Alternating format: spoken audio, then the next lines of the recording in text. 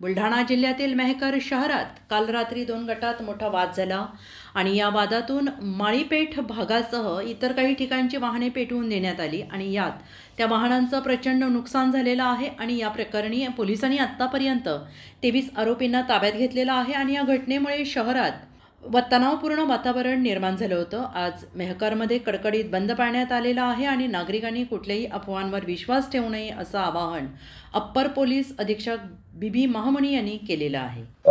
रात्री जी माळीपेठ भागामध्ये जी घटना झाली जाळपोळीची, काय नेमकं कारण होतं, कशामुळे झालं आणि किती लोकांनी या संदर्भामध्ये अटक केली, सध्याची परिस्थिती काय आहे?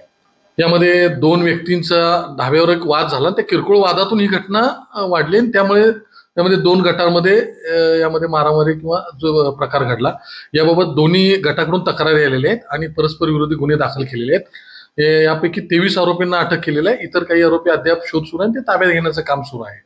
सध्या या ठिकाणी एकदम शांतता आहे। तरी नागरिकांना देखील आव्हान आहे की कुठल्याही अफवावर या ठिकाणी विश्वास ठेवू नये। वातावरण अत्यंत शांततापूर्ण आहे।